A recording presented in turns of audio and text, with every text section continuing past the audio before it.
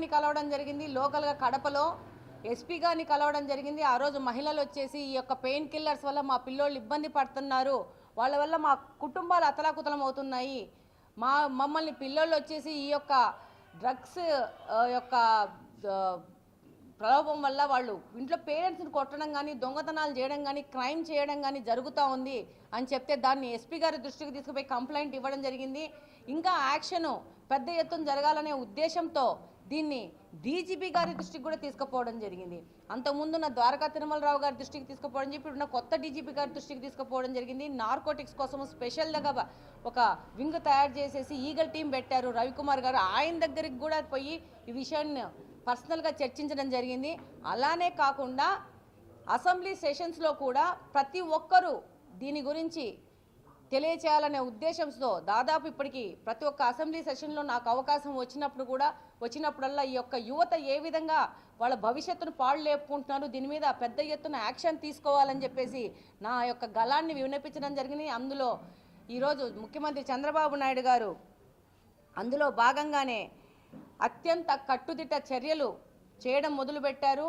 దానిలో భాగంగా eagle team అని చెప్పేసి ప్రత్యేక విభాగాన్ని తెరిచి ప్రారంభించి దాని ద్వారా ఈ మధ్య మీ అందరు మీడియా ప్రతినిధులు ప్రసారం చేశారు, రాష్ట్రం మొత్తము మెడికల్ షాప్స్ మీద దాడులు జరిగాయని. ఈ విధంగా పెయిన్ కిల్లర్స్ని అన్ఆథరైజ్డ్గా ఏ విధమైన ప్రిస్క్రిప్షన్ లేకుండా ఈ మెడికల్ షాప్స్ వాళ్ళు ఒక లాభం కోసం యువతను రాష్ట్రాన్ని పాడు లేపే కార్యక్రమంలో యొక్క దుర్మార్గులు యాంటీ సోషల్ ఎలిమెంట్స్ అనొచ్చు. గన్ను పెట్టి కాలిస్తే ఒకరోజు ఒక వ్యక్తి వెళ్ళిపోతాడు, కానీ ఈ యొక్క విధమైన కార్యక్రమాల వల్ల వాళ్ళ స్వార్థాల వల్ల డబ్బు అవినీతితో సంపాదిద్దన్న ఉద్దేశంతో ఈ విధమైన ప్రాక్టీస్ను పిల్లలకు పరిచయం చేసి పెద్ద ఎత్తున రాష్ట్రానికి, రాష్ట్ర భవిష్యత్తుకు, రాష్ట్ర ఉత్పాదనకు, అభివృద్ధికి తోడ్పడాల్సిన యువతను పెద్ద ఎత్తున వీళ్ళు ప్రమాదకర మార్గంలోకి తోస్తూ ఉంటారు. దీని మీద ప్రతి ఒక్కరూ స్పందించాల్సిన అవసరం ఉంది. కాబట్టే దీన్ని ఇన్నిసార్లు అసెంబ్లీ దృష్టికి తీసుకుపోవడము, పెద్దల దృష్టికి తీసుకుపోవడము, అందులో భాగంగానే ఈ యొక్క రైట్స్ జరగడము. ఇక్కడి నుంచి ముందుకు కూడా డెఫినెట్గా పెద్ద ఎత్తున పోరాటం జరుగుతుంది. మన వంతు, మన ప్రయత్నము, మన కష్టం మనం పడాలా, రిజల్ట్ దానికంతా వస్తుంది. యువతకు మంచి భవిష్యత్తు ఇస్తే రాష్ట్రం ఆటోమేటిక్గా అభివృద్ధి చెందుతుందని ఒక గట్టి నమ్మకంతో పనిచేస్తున్నాము. అందులో భాగంగానే ఈ రైళ్లు జరిగాయి. దాంతోపాటి రాట్వా, ఎవరికైనా రాట్వా అంటే ఏదైనా తెలుసా? రాక్వా అంటే ఎవరికైనా తెలుసా? Refrigerators and AC association welfare వాళ్ళు ఇంతవరకు వాళ్ళని కార్మిక శాఖలో చేర్చాల. పెద్ద ఎత్తున మెకానిక్స్, ఎలక్ట్రీషియన్స్ వీళ్ళందరూ ఇబ్బంది పడుతూ ఉన్నారు. వాళ్ళని చేర్చకపోవడం వల్ల ఏం జరుగుతూ ఉందంటున్నారు, వాళ్ళకి రావాల్సిన గవర్నమెంట్ నుంచి రావాల్సిన బెనిఫిట్స్ కానీ, ఆసరా పథకం నుంచి రావాల్సిన వాళ్ళకు స్కీమ్స్ కానీ వాళ్ళకి అందటం లేదు. దీని మీద ఇక్కడ కడప నుంచి వాళ్ళ ప్రతినిధులు వచ్చి నన్ను కలవడం జరిగింది. అందులో భాగంగా ఈరోజు అసెంబ్లీలో హౌస్లో మాట్లాడడం జరిగింది. వాళ్ళని కార్మిక శాఖలో వాళ్ళకు చేర్చాలని చెప్పడం జరిగింది. అందుకు మంత్రి గారు తక్షణమే స్పందించి నేను మాట్లాడిన 2వ రోజు 3వ రోజుకి ఇక్కడికి అధికారులను పంపించడం జరిగింది. వాళ్ళ దగ్గర నుంచి చక్కగా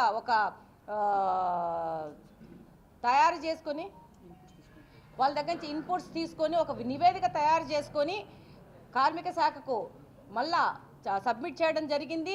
డెఫినెట్గా ప్రతి ఒక్క విభాగము, ప్రతి ఒక్క సెక్షన్ యొక్క ప్రజల యొక్క మనోభావాల్ని ప్రభుత్వం దృష్టికి తీసుకుపోవడము, తద్వారా మంత్రుల దృష్టికి తీసుకుపోవడం, వాళ్ళకి కావాల్సిన సొల్యూషన్స్ని అమికబుల్గా వాళ్ళకి తీసుకురావడం కోసమే ప్రజలు ఇక్కడ గెలిపించడం జరిగింది. అందులో భాగంగానే రాక్వా యొక్క వాళ్ళ యొక్క అర్జీని ప్రభుత్వం దృష్టికి తీసుకుపోవడం జరిగింది. ఒక సొల్యూషన్ దిశగా ముందుకు పోతున్నాము. దాంతోపాటు ఆర్టీసీ ఎంప్లాయీస్ యొక్క పెన్షన్ చాలా రోజుల నుంచి ఇది ఇబ్బంది పడుతున్నారు. ఆర్టీసీ ఎంప్లాయీస్ 2014 కంటే ముందు రిటైర్మెంట్ అయిన వాళ్ళకందరికీ 750, 2000 అంతకంటే తక్కువ పింఛన్లు వస్తున్నాయి.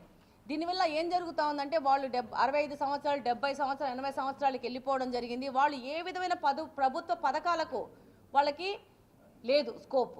ఎందుకంటే వాళ్ళు గవర్నమెంట్లో ఉద్యోగం చేస్తున్నారు కాబట్టి, దాని ద్వారా పనిచేశారు కాబట్టి వాళ్ళకి రావు. కానీ వాళ్ళు చాలా ఇబ్బందులు కల పరిస్థితుల్లో ఉన్నారు. వాళ్ళు ఒక స్టేజ్లో ఏమన్నారంటే ఈ వృద్ధాప్య పెన్షన్లో మమ్మల్ని కూడా తీసుకునే విధంగా మాట్లాడండి అని. చాలా బాధాకరమైన విషయం. ముసిలోళ్ళు రిటైర్డ్ ఉద్యోగస్తులు ఆర్టీసీలో ఉన్న వాళ్ళు వాళ్ళకి ఈరోజు ప్రభుత్వం దృష్టికి తీసుకుపోవడం జరిగింది. దాదాపు ఒక 6,000 మంది మాత్రమే ఉన్నారు దీంట్లో. వాళ్ళకి ఈ ఇబ్బందులు పడుతున్నారు. వీళ్ళకి 2,000 నుంచి దానికంటే తక్కువ పెన్షన్లు వస్తాయి. వాళ్ళకి జీవన భృతి వాళ్ళు కూడా ఎక్కువేం అడగట్లేదు, 5 నుంచి 6,000 అడుగుతున్నారు. అట్లీస్ట్ అది లేకపోతే మమ్మల్ని వృద్ధాప్య పింఛన్లో కన్నా తీసుకోండి అని అడుగుతున్నారు. డెఫినెట్గా ప్రభుత్వం దీని మీద సానుకూలంగా స్పందిస్తుందని నేను ఆశిస్తున్నాను. డెఫినెట్గా ఈ యొక్క అంశాన్ని కూడా మొన్న హౌస్లో ప్రస్తావించడం జరిగింది. అలాగనే 1998 డిఎస్సి అభ్యర్థులు వాళ్ళు కూడా చాలా రోజుల నుంచి పోరాడుతూ ఉన్నారు. 1998లో డిఎస్సి ఎగ్జామ్ రాసి సెలెక్ట్ అయిన వాళ్ళు 2-3 సార్లు ఈ యొక్క మెరిట్ లిస్టు మారిపోవడం వల్ల వాళ్ళకి ఇమ్మీడియట్గా వాళ్ళని తీసుకోలేదు. వాళ్ళు 2-3 సార్లు హైకోర్టుకు కానీ సుప్రీంకోర్టు కానీ పోరాడి వాళ్ళకు ఫేవర్గా జడ్జిమెంట్ వచ్చినాక మొన్న 2023లో వాళ్ళకి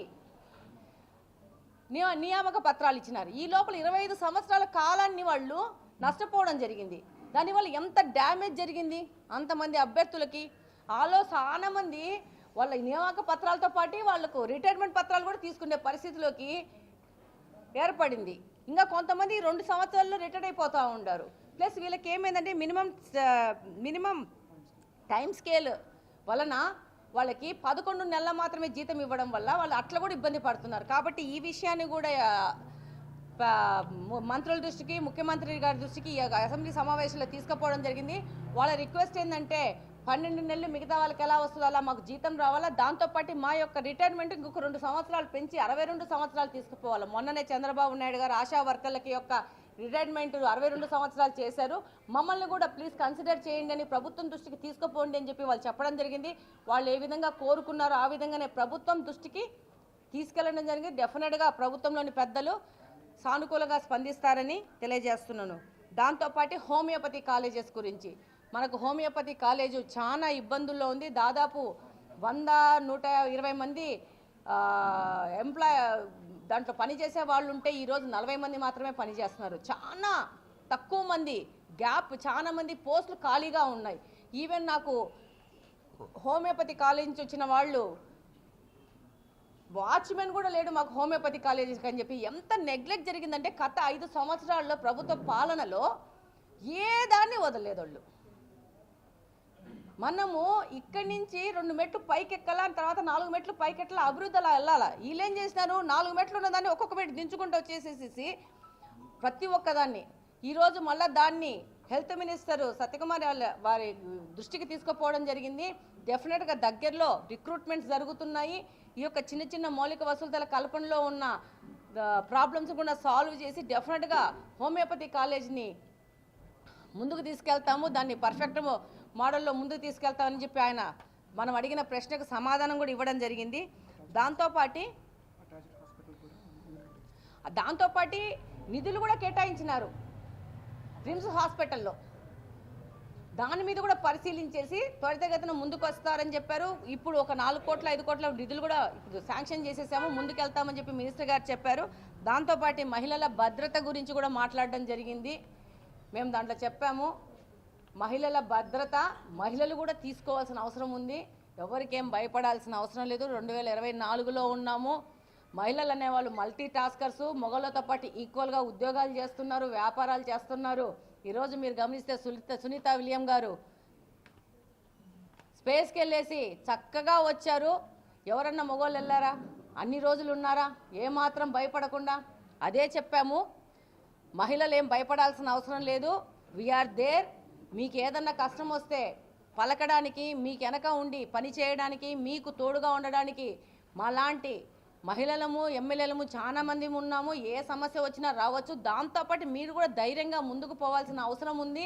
ఈ యొక్క సిస్టంలోని డిఫెక్ట్స్ మీద పోరాడాల్సిన అవసరం ఉంది. కాబట్టి మహిళల భద్రత గురించి కూడా మాట్లాడడం జరిగింది. అలాగనే ముఖ్యంగా టిడ్కో ఇల్లు దాదాపు కంప్లీషన్ స్టేజ్లో ఉండి 2019 జనవరి ఫిబ్రవరి మాసాల్లోనే కంప్లీట్ అయిపోయేసి లాటరీ వేసేసి లబ్ధిదారులకు వాళ్ళ ఇళ్ళ యొక్క నెంబర్లు కూడా కేటాయించడం జరిగింది. ఈరోజు మున్సిపల్ మినిస్టర్ నారాయణ గారే వచ్చి ఈ యొక్క లాటరీని తీయడం జరిగింది. అక్కడి నుంచి ఇక్కడి వరకు ఒక్క టిడ్కో ఇల్లు పంచలేదు. ఏంటి సమస్యలు పెండింగ్ ఉన్నాయి అని అంటే జస్ట్ డ్రైనేజు వాటర్ కనెక్షన్ ఇస్తే చాలు మనము తాళాలు ఇచ్చేయచ్చు. మొత్తం టైల్స్ అయిపోయినాయి, లోపల అన్నీ అయిపోయినాయి, డోర్లు కూడా ఫిట్ చేసి అన్నిటికీ లాక్స్ ఉన్నాయి. సో దీని మీద మనము వెంటనే ఫినిష్ చేసేసి వీటిని పూర్తి చేసేసి లబ్ధిదారులకు అందించాల్సిన అవసరం ఉంది. ఎందుకంటే 2 బెడ్రూమ్లు తీసుకున్న వాళ్ళు లోన్లు తీసుకున్నారు. ఆ లోన్ ప్రకారం బ్యాంకులకి ఆ ఇన్స్టాల్మెంట్స్ కడుతున్నారు, రెండో వైపు రెంట్లు కూడా కడుతున్నారు. 2 పక్కల వాళ్ళకి ఆర్థికంగా భారం అవుతుంది. కాబట్టి వీటిని త్వరితగతిన ఫోకస్ చేసేసి వెంటనే ఫినిష్ చేస్తే బాగుంటుంది అని చెప్పేసి కడపలోని సమస్యను మంత్రి గారి దృష్టి